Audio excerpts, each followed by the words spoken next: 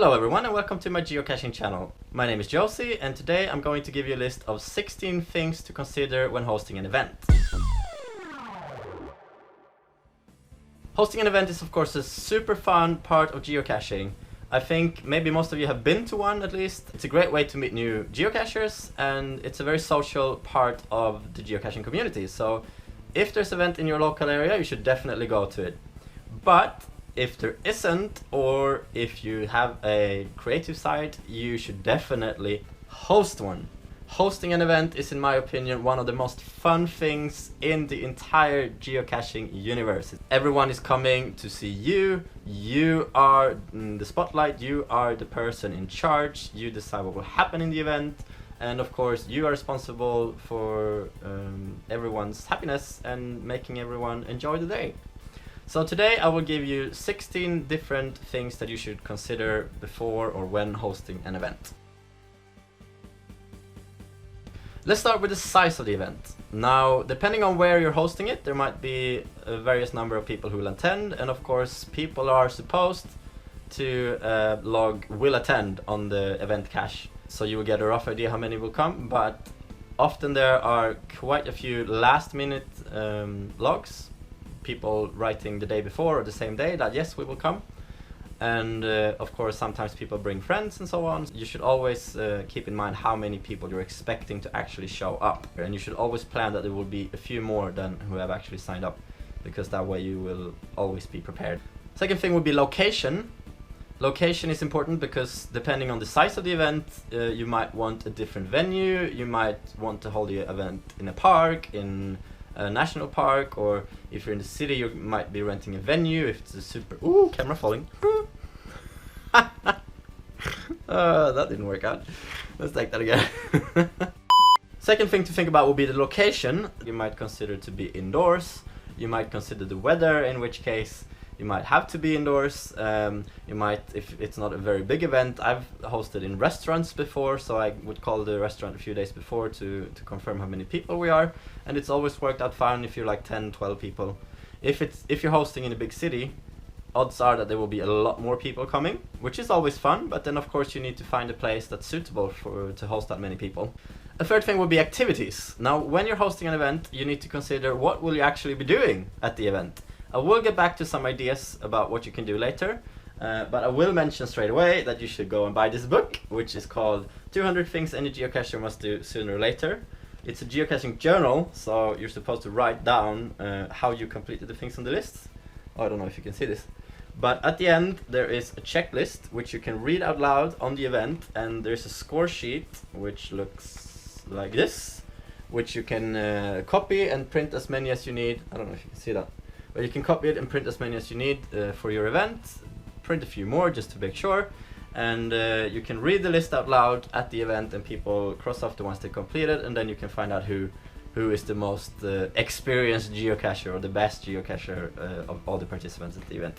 A fourth thing would be food. What is going to happen regarding food at the event? Are you going to offer food to everyone? Are you going to have the event where food is available?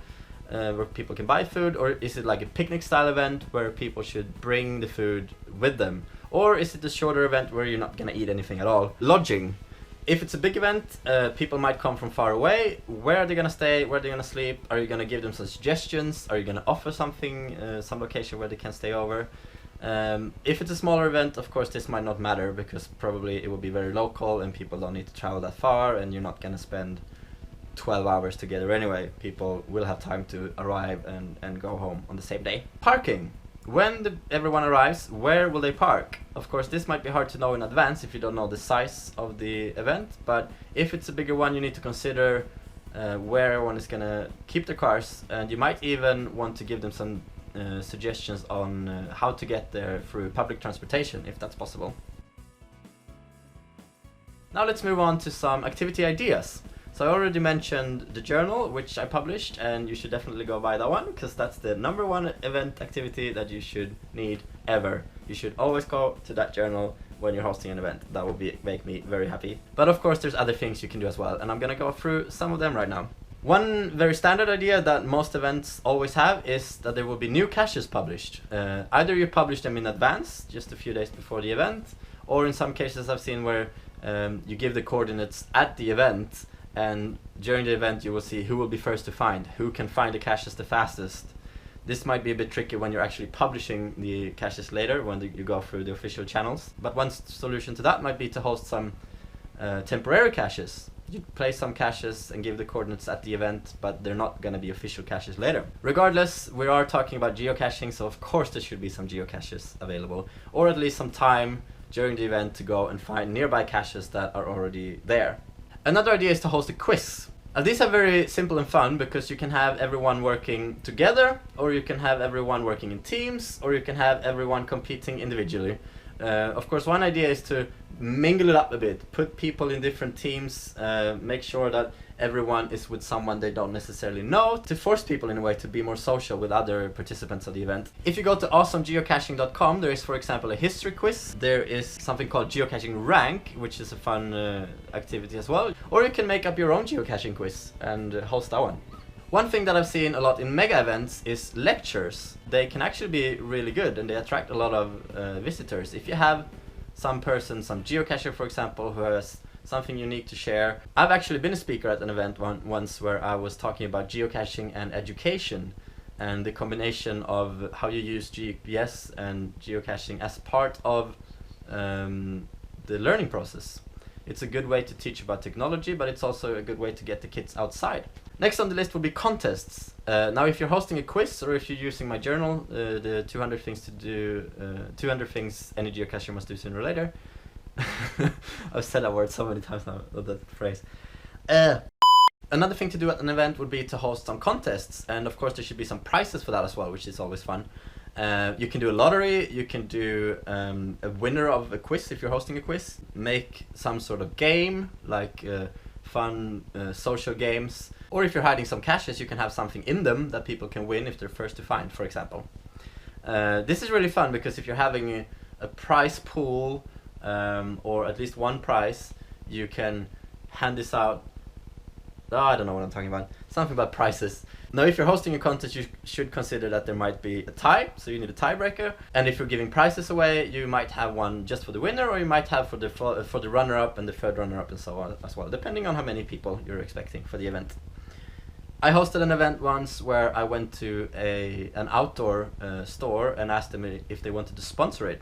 We had around 100 participants, and they sponsored with a lot. They gave me a whole backpack with a lot of goodies in it, like sportswear. And at another event, I made a photo book of the event. I took photos during the whole event, and I made a photo book of it, and the winner got a copy of that sent to them. And the final idea for an activity that I would like to mention would be CITO, because there are CITO events. Now, CITO of course means cash in, trash out, and hosting an event like that is a great contribution to the community. I have some geocaching friends in Sweden who host this every year, and they've even been awarded by the city, by the local government, for their efforts and for bringing so many people together every year to clean up on beaches, in parks, in the city, wherever they decide to host the event. And it's actually surprisingly fun. Now let's move on to some essentials that you should have on every event. The first thing I want to mention there would be a logbook, because as we all know, an event is actually cache in itself. So it's always fun to have a physical logbook that people sign in, and then when they get home they sign on the website as well that they've actually been there. Another thing would be a table for coins and trackables, because coins are collectibles and trackables are always fun to bring to events because people can log that they've seen it. They don't necessarily need to take it and bring it to another cache, but they can log that they've actually seen this trackable. And coins are popular because when people collect them, they might want to have a look at other people's coins, and you might encourage participants to bring their coins to the event, and you put them on this table for show, so everyone can see and write down the codes and log them. And the final essential thing would be a group photo, because of course you want a great memory from the event, right? So if you gather everyone together sometime during the event whenever it feels comfortable, or if you set a time that this time we will do a group photo, you get everyone together. And then you can also, of course, upload this photo to the cache later, or if you have somewhere else you can upload it, you can inform everyone where they can find the photo later. There are two more things remaining on the list, number 15 and 16, and that will be what you're supposed to do after the event is finished. Now, the first thing, and this one is really important, is that you need to clean up after yourself after you hosted the event, after everyone has gone home. It needs to look like no one has ever been there.